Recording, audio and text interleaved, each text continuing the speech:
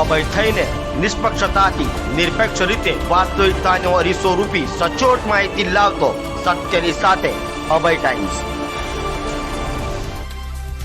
સુરત મહાનગરપાલિકા દ્વારા ભારતીય બંધારણના ઘડવૈયા ડોક્ટર બાબા સાહેબ આંબેડકરજીની 133મી જન્મ જયંતિ સુરત મનપા સહિત વિવિધ સામાજિક સંસ્થાઓ દ્વારા ઉજવણી કરાઈ હતી।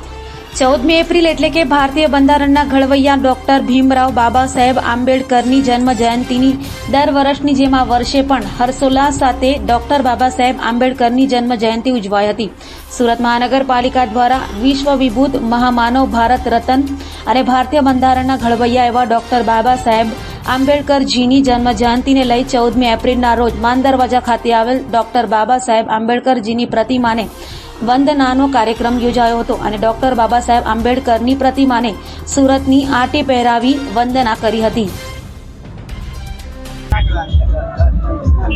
બંધારણના ઘડવૈયા એવા બાબા સાહેબ આંબેડકરે આપણા ભારત દેશ માટે જે બંધારણની રચના કરી અને એને જ લીધે અમારા સૌના માર્ગદર્શક પણ રહ્યા અને આજે એમની જન્મ જયંતિએ આજે આપણે એમને નમન પણ કરીએ અને શહેરની અંદર સર્વે લોકો સુખ સંપત્તિથી રહે અને મેળ જોડથી આપણે સૌ આગળ વધીએ એવી શુભકામના।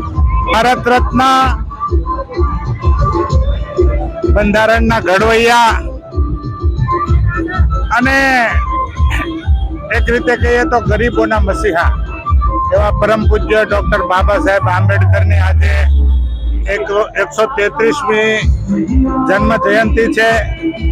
આ પ્રસંગે ભારતીય જનતા પાર્ટી સુરત મહાનગરના સૌ કાર્યકર્તાઓ, અમારા કેન્દ્રીય મંત્રી દર્શનાબેન જરદોશ, અમારા મેયર શ્રી, ધારાસભ્યશ્રીઓ અને બીજા સૌ કાર્યકર્તાઓ અને અમારા એસસી મોરચાના સૌ કાર્યકર્તાઓ આજે પૂજ્ય બાબા સાહેબ આંબેડકરને શ્રદ્ધાંજલિ આપવા માટે, પુષ્પાંજલિ આપવા માટે, શ્રદ્ધા સુમન અર્પણ કરવા માટે અમે સૌ એકત્રિત થયા છીએ।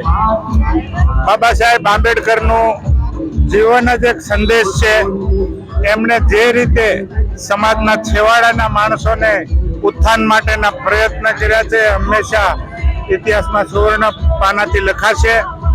પુનઃ હું પૂજ્ય બાબા સાહેબ આંબેડકરને અમારા સુરત મહાનગરના સૌ કાર્યકર્તાઓ વતી હું હૃદયપૂર્વક શ્રદ્ધાંજલિ પાઠવું છું।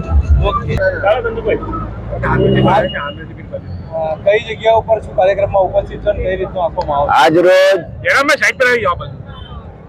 કિન્નેરીની સિનેમા પાસે બાબા સાહેબ આંબેડકર સાહેબની પ્રતિમા પાસે એમની 133મી જન્મ જયંતિ ઉજવણી નિમિત્તે કોંગ્રેસ દ્વારા અમે પુષ્પાંજલિ અર્પિત કરીએ છીએ અને એમના સિદ્ધાંતો અને એમને બનાવેલા દેશના જે સંવિધાનના કાયદાઓ છે તેનો સંપૂર્ણ રીતે અમલ થાય અને એને પકડીને એનો કોઈ પણ પ્રકારનો એમાં કોઈ પણ છેડછાડ ના થાય તે સંવિધાનની રક્ષા કરવા માટે અમે સૌ પ્રતિબદ્ધ છીએ।